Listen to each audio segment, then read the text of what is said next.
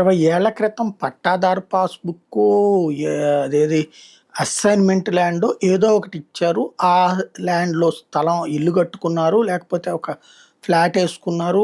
ఇట్లాంటివి చేసుకొని బ్రతుకుతున్నటువంటి పేదలకి లేదా వ్యవసాయం చేసుకుంటున్నటువంటి వాళ్ళకి ఆ భూమి మీద హక్కు కల్పిస్తూ 2023 సంవత్సరంలో జగన్మోహన్ రెడ్డి నిర్ణయం తీసుకొని వాళ్ళ పేరున రిజిస్ట్రేషన్‌లు చేసేయండి అన్నాడు.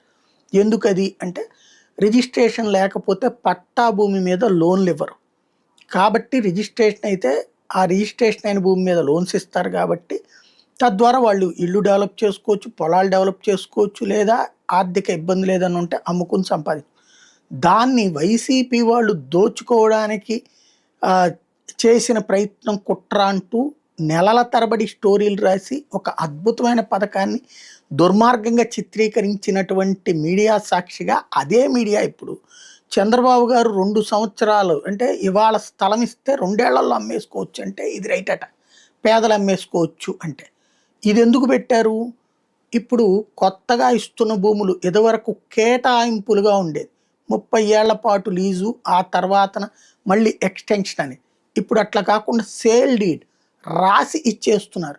అది 99 పైసలకే ఇచ్చేస్తున్నారు. కాబట్టి వాళ్ళకి దోచుకుంటున్నారని విపక్షం విమర్శిస్తోంది కాబట్టి, పేదవాడికి ఇచ్చే స్థలం కూడా వాళ్ళు 2 ఏళ్ళు అయిపోగానే అమ్మేసుకోవచ్చు అనే ఒక కొత్త కాన్సెప్ట్ తెర మీదకి తీసుకొచ్చారు. ఇది దుర్మార్గమా? జగన్ చేసిన 20 ఏళ్ల తర్వాత ఇవ్వడం దుర్మార్గమా? ఇప్పుడు పేదవాడి స్థలం ఇచ్చారు, అమ్మేస్తాడు 2 ఏళ్లలో. అప్పుడు ఆ పేదవాడికి సంబంధించి మళ్ళీ హక్కొస్తుందా? మళ్ళీ అప్పుడు ఇంకోసారి స్థలం ఇస్తారా అతనికి? అంటే ఇది ఏ విధమైనటువంటి ఫినామినా? అంటే ప్రజల అటెన్షన్ డైవర్ట్ చేయడం. ఇప్పుడు ఇది రైట్ అని చెప్పడం అన్నటువంటిది వింత అనమాట.